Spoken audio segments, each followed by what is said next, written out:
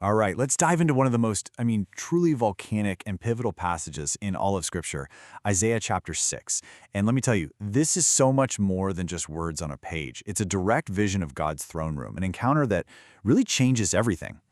What's happening here is Scripture is inviting us, you and me, to stand in a place that should be totally impossible, a place of just immense power and honestly immense danger. Yeah, we're standing in the blast radius of divine holiness. And right there, at what is basically ground zero, we are about to see exactly how grace works. It's incredible.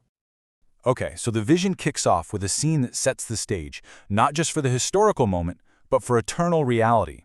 We are about to see who the true king is. You have to understand the timing of this. The year is 740 BC.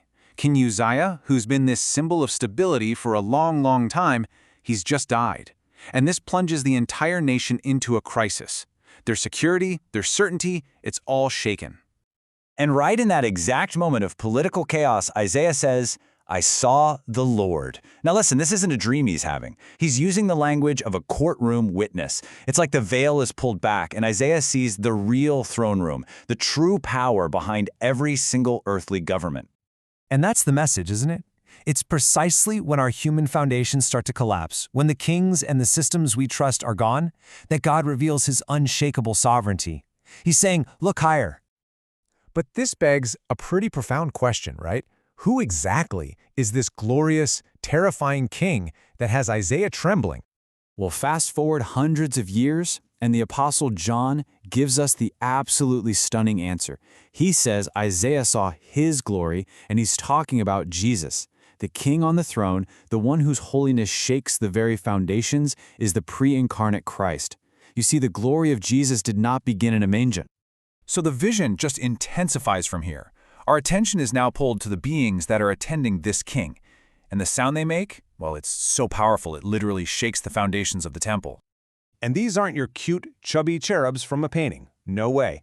Isaiah sees seraphim, which literally means burning ones. These are terrifying, fiery beings created for one singular, all-consuming purpose. Look at this. These beings have 6 wings, and what they do with them tells you everything. Only 2 are for service, to fly. The other 4 are all about worship. With 2 wings, they cover their faces. That's pure reverence, because even they can't gaze directly on God's raw glory. And with 2, they cover their feet, a gesture of deep humility. Now, the cry of these seraphim has a really unique feature. You have to get this.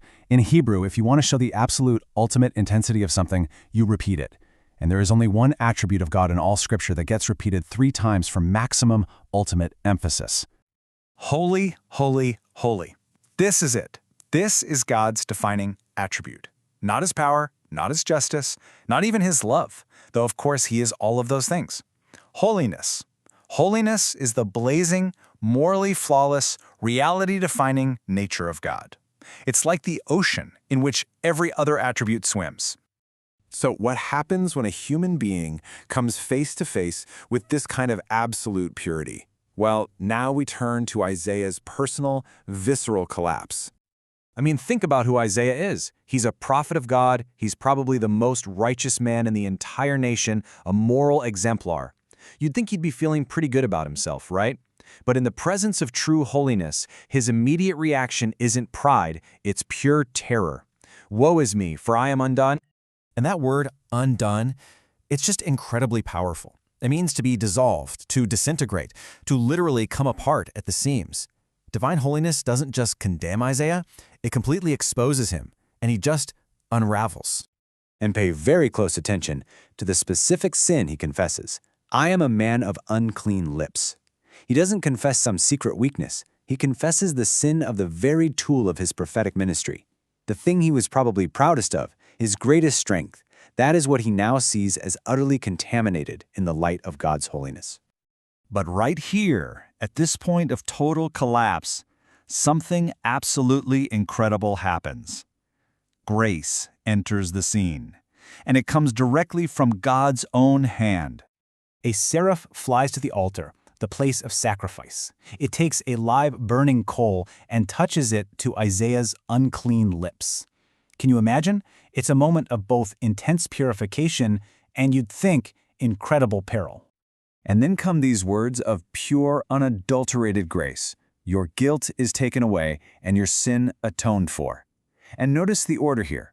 Isaiah doesn't promise to do better. He doesn't try to clean himself up. He just collapses, and God provides the atonement. It is entirely, 100%, God's initiative. So you see, this entire vision, from the throne to the altar, it's so much more than just a historical event. It's actually a perfect blueprint. It's a mini-gospel that reveals the timeless pattern of our salvation. Look at this timeless pattern. First, God reveals His glory. Then, in that brilliant light, our human sin is brutally exposed for what it is. And then, God Himself provides grace and atonement through sacrifice. And finally, the forgiven, cleansed person is sent out on mission. That right there, that is the structure of the gospel. And ultimately, every single element of this vision, every part of it converges in the person of Jesus Christ. He is the enthroned King that Isaiah saw.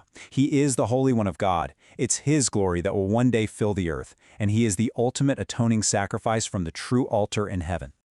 So this vision, it isn't just a story about some ancient prophet. It's like we're getting a look backstage at the entire gospel. It reveals the awesome, terrifying holiness of the King who would, in an act of just unthinkable love, step down from that very throne to become the sacrifice for our unclean lips.